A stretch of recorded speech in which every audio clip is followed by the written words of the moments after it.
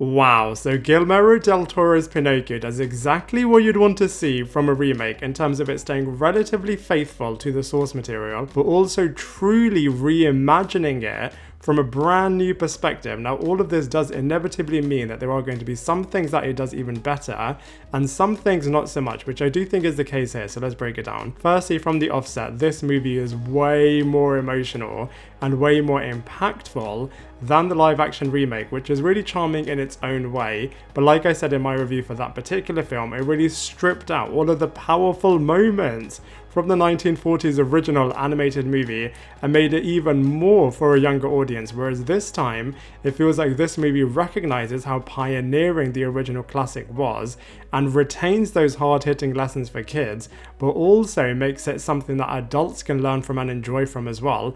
And if anything, I feel like this is based even more on the original book material than the original animated classic from Disney. Now, there's a lot of death in this film, and I'd actually say that's a pretty central message of this film in terms of really valuing your life, valuing other people, and the short time that you have with them. And it also looks at regret, for example, the impact that your words can have, so that you can really try to manage your emotions, as something that you might say in the heat of the moment can have massive consequences, but then at the same time people need to go through difficult processes sometimes themselves to learn those particular lessons. So I feel like this movie is actually pretty sophisticated in its storytelling. Now, I'm not the biggest fan of stop motion animation. I know there's a massive fan base for it, and likewise, I'm not the biggest fan of war movies, so those two things did hinder my enjoyment of this movie somewhat, but at the same time, I can really appreciate the animation for what it was, and similarly, the war moments weren't the entire premise of this film, so that was fine, but I just wanted to mention it from a personal enjoyment perspective. Speaking of war, I wasn't the biggest fan of the new interpretation of Pleasure Island in this film. It was one of the most haunting things from the original classic animation, and the Disney live-action remake really muted it so much and made it into a little bit of a joke. So in this film, the fact that they removed it entirely, I was a little bit disappointing. I gather they're saying that the horrific reality of kids being at war and having to kill is like them removing their innocence and seeing if they're going to become a donkey in this reality, which was really powerful in its own way, but I still would have liked to have seen some sort of a dark reimagining of Pleasure Island itself, especially from Guillermo del Toro. I think his perspective on the true Pleasure Island could have been really, really interesting. Similarly, the Beast was fine too. I liked how they used Pinocchio's lying ability to take advantage of it here, but the Beast itself didn't add too much to the film for me. But what it indirectly caused in terms of the death of both Pinocchio and Geppetto was actually pretty incredible, and the growth and the love that Pinocchio has for his papa was so moving and emotional. So actually what the Beast represented from a storyline perspective itself directly wasn't great, but I feel like indirectly it was just so emotional and so powerful. And I also love the fact that they created new musical numbers in this film, and they were just so moving as well. It literally did pull on your heartstrings. What is really, really interesting is that Guillermo del Toro himself was really fascinated by the story of Pinocchio from a very young age and wanted to make this film for so long, but the project was stuck in development hell for years, as he wanted to make Pinocchio appear like a true wooden boy with unfinished wood carvings.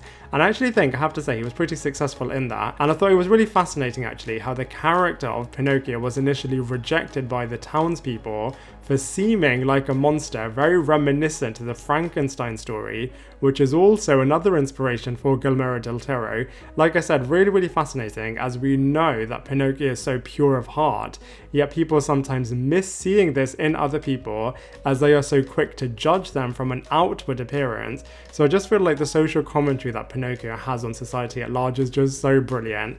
And the film itself does take a lot of inspiration from the original storybook, predating the Disney animation, like I said earlier, which is definitely a lot more similar to.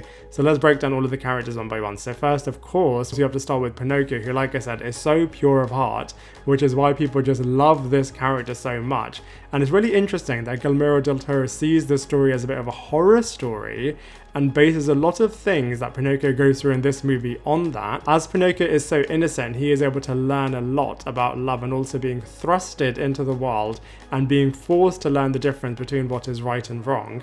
Like I said right in the beginning, sometimes people need to go through certain experiences themselves to learn this lesson fully, which I do actually think this more matured version of Cricket does recognize and realize as well.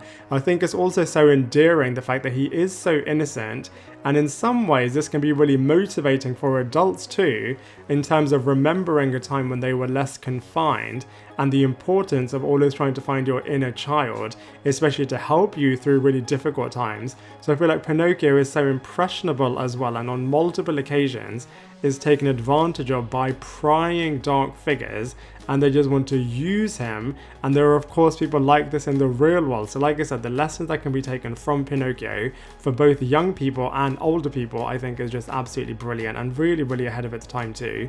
Geppetto is so great in this film as well. You can really feel all of his emotions, especially given the fact that you actually feel and see the loss that he has to go through with Carlo. Actually seeing this at the start of the film I think was a genius move, and his emotional arc across this movie, like I said, is absolutely excellent. From being really happy with his son to the full out tearing of his heart due to his son's death, and you can then see this transitioning into rage and turmoil, and how he's just unable to move on from it, to the confusion when Pinocchio arrives and constantly and unfairly comparing him to Carlo, to finally learning to accept Pinocchio for who he is. And in addition to all of this, he hasn't really gotten over the death of Carlo at any point across this movie. I do think it's really, really interesting as he creates Pinocchio at a time of real darkness, and then when Pinocchio isn't being exactly as he wants him to be, he does kind of see him as a bit of a burden, to then wanting to protect him from the town and all of the dark people around the town,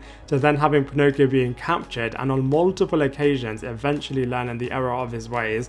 Although it was so excellent. I think Geppetto is such a brilliant character in this film. Carlo, like I mentioned, it was so heartbreaking to see him. He was really depicted as the perfect son, super loyal and obedient to his father, and very well liked by everybody in the town. So his death was really, really tragic, and the shadow of Carlo, unfairly, I feel like it was shadowing over Pinocchio for the majority of his storyline, and he was constantly compared, and you could really see the impact that this has on Pinocchio. So like I said, this movie was just so brilliant. Ewan McGregor is always so phenomenal in literally everything that he does, and he just brings so much warmth and wisdom to this particular version and iteration of Cricket. I love the fact that he talks to both Geppetto and Pinocchio, and similarly to the original book where he dies on multiple occasions, in this iteration he gets hurt a lot in this movie. Guillermo del Toro wanted this film to feel real and not too magical, so you don't see him being resurrected in this movie, but Pinocchio definitely does get resurrected on quite a few occasions, and this really does convey the value of life across all of those sequences, even when Pinocchio is willing to die for his papa. But going back to Cricket, I do feel like Ewan McGregor really does embody this role, and it really did feel a little bit actually like Ewan McGregor's Obi-Wan Kenobi character is overseeing Hayden Christensen and Anakin Skywalker. Count Volp was excellent as one of the main villains and really did sound evil, especially when he lured Pinocchio into working for him and wanted to do this until he rotted and wouldn't give him a penny. So had excellent social commentary on the unfair labor and also the dark and sinister ways that you can lure people down a dark path by selling them false illusions and false realities of what their life could look like. I feel like it's so dark what this character does. Similarly, Podesta wanting to use Pinocchio as a weapon of war that doesn't die was really, really uncomfortable, and exactly how society would react if they did see this living creature that couldn't die and just wanting to use them for their own nefarious purposes. The monkey I thought was a really, really great new character, and I love the fact that he starts off really, really evil, and then you can see what happens with this character as the movie progresses. So I really enjoyed this new interpretation of Pinocchio. So much to think and talk about, and I just think there's so many lessons that you can learn forever with Pinocchio, as he is quite literally, no pun intended, a timeless character. Now I'd love to hear from you. What did you think of Guillermo del Toro's Pinocchio? Let me know all of your thoughts in the comment section below, and I look forward to seeing you in my next video.